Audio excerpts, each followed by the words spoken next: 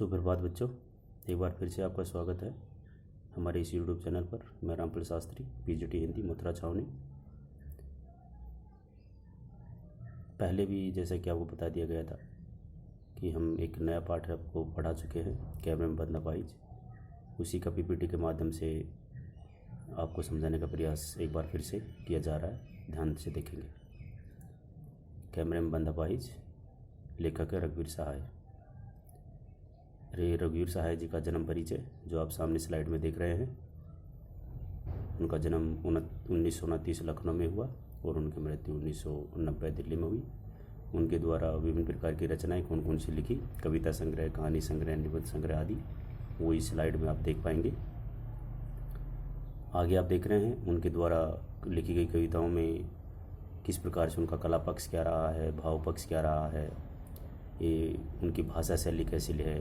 ये भाषा शैली बड़ा ही महत्वपूर्ण हमारे पास होता है, क्योंकि जब भी हम परीक्षाओं में लिखते हैं तो वहाँ पर एक भाषा शैली यानी शिल्प सौंदर्य के बारे में पूछा जाता है, जो यहाँ पर बिंदुओं में प्रदर्शित किया गया है। भाषा से और शिल्प के मामले में उनकी कविताएं नागार्जुन की याद दिलाती हैं, ऐसा महसूस किया जाता है। रघुवीर सहाय का चिंतन और अभिव्यक्ति पक्ष उनकी कहानियों में सशक्त रूप से प्रकट हुआ है, ये भी देखने को मिलता है। ये आदर्श पाठ के लिए कैमरे में बंद अपाहिज कविता आपके सामने प्रस्तुत है। ये भी कविता की कुछ पंक्तियाँ आपके सामने। ये कविताएं रघुवीर सहाय जी ने जब ये कविता लिखी थी तब हमारे देश में दूरदर्शन एक सीमित व दर्शक वर्ग तक ही सिमटा हुआ था। तब हमारी पूरी आबादी उनके प्रभाव में है। अब टीवी माध्यम के बाजारीकरण ने उसे और भी ज़्यादा संवेदनहीन बना दिया है। रघुवीर सहाय जी ने कविता की आंख में भविष्य को मानो बहुत पहले ही बांच लिया था। पीड़ा के साथ दृश्य संचार माध्यम का ऐसा श्लोक किस कदर अमान्य हो जाता है, इस कविता में बताया है।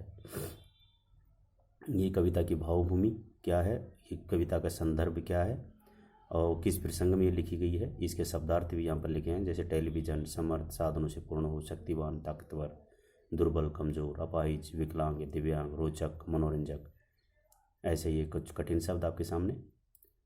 यहाँ पर जिस स्लाइड में आप देख पा रहे हैं ये कविता का भावार्थ है। संपूर्ण कविता के भावार्थ यहाँ पर कुछ पॉइंट्स में दिया गया है, आप ध्यान से इनको पढ़ करके इस कविता के भावार्थ को जान सकते हैं। ये भी कविता के भावार्थ है। कविता के भावार्थ को आप यहाँ पर बखूबी से देख पाएंगे। यहाँ पर कवि के द्वारा कुछ शिल्प सौंदर्य की विशेष बातें यहाँ पर बताई गई हैं। कवि ने सहज बोलचाल की भाषा का प्रयोग किया है, परंतु एक विचलित कर देने वाली काव्य भाषा भी यहाँ उसके समानांतर चलती है। दृश्य माध्यम के व्यावसायिक चरित्रों को प्रकट करने में कवि सफल हुए हैं, ये भी यहाँ पर मिलता है। कविता में कहानी और पटकथा का रूप भी प्रकट हुआ है। करुण रस है यहाँ पर और व्यंग्यात्मकता का गुण है। विशेषता ये बताई गई है कि इसमें दृश्य माध्यम यद्यपि करुणा और संवेदना पैदा करने के लिए कार्यक्रम प्रस्तुत करते हैं, परंतु स्वयं पत्रकारों की संवेदन शून्य होने से वह क्रूरता में बदल जाता है, ऐसी इसकी विशेषता है। इस प्रकार से आप लोग इनके और अभ्यास प्रश्न आप हल करेंगे। धन्यवाद।